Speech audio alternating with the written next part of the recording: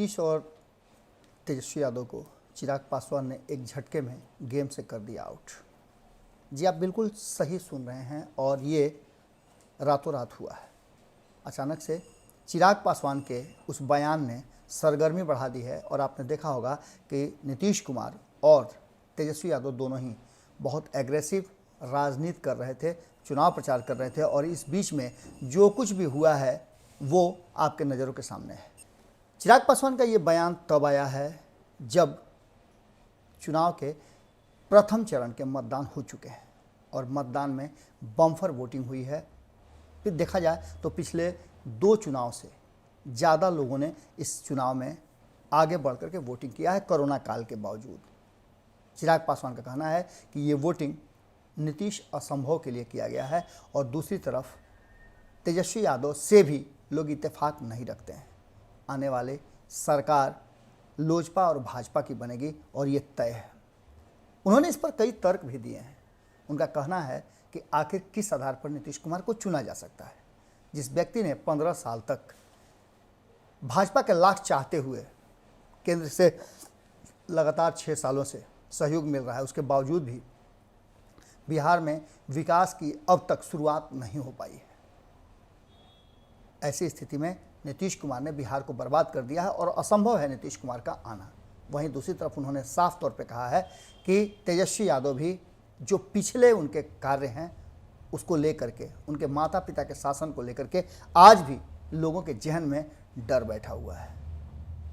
इसको लेकर के तीसरे विकल्प की बात हो रही थी और तीसरा विकल्प बड़ी मजबूती से भारतीय जनता पार्टी के रूप में सामने आ चुका है। लोजपा नीतीश कुमार से ज़्यादा सीटें ला रही है। ऐसी स्थिति में सरकार तो एलजेपी और बीजेपी की ही बनेगी। कई सवालों के जवाब में उन्होंने ये भी कहा है, प्रधानमंत्री के भाषण पर भी उन्होंने सफाई दी है कि प्रधानमंत्री किसी को कुछ भी बोल सकते हैं। वो गार्जियन है और गार्जियन का फर्ज बनता है कि अगर कुछ हो बोल रहे हैं तो उनकी बातें अनसुनी भी की जा सकती है या फिर उन बातों को उसी परिप्रेक्ष्य में देखा जाना चाहिए। देखने वाली बात होगी कि लगातार जिस तरह से चिराग पासवान ने साफ तौर पे अपने बयानों में लाख बीजेपी के किनारा करने के बावजूद शुरू से ही ये बातें कही है कि वो भाजपा के साथ हैं, भले ही वो नीतीश कुमार को मुख्यमंत्री नहीं बनाना चाहते हैं। भारतीय जनता पार्टी ने इसका विरोध भी किया है, लेकिन चिराग पासवान माने नहीं और लगातार वो इस बात की चर्चा कर रहे हैं। उन्होंने साफ तौर पे कहा है कि नरेंद्र मोदी पर तंज कसने पर चिराग पासवान ने सफाई देते हुए कहा है कि देश के प्रधानमंत्री हैं, कुछ भी बोल सकते हैं, इस पर कोई टिप्पणी नहीं करनी चाहिए। साफ तौर पे उन्होंने कहा है कि बिहार में विशेष पैकेज बेरोजगारों और भुखमरी पर बोलना चाहिए था, पर कोई बात इस पर नहीं हो रही है।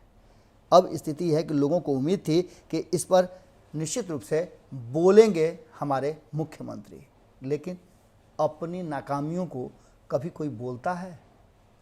अब चिराग पासवान के इस दावे में कितना दम है ये तो 10 तारीख को जब ईवीएम मशीन परिणाम दिखाएगी, परिणाम आने शुरू होंगे तब पता चलेगा। लेकिन दावा निश्चित रूप से कहीं ना कहीं नीतीश कुमार और तेजस्वी यादव दोनों के लिए परेशानी का और नींद उड़ाने वाला बन गया है।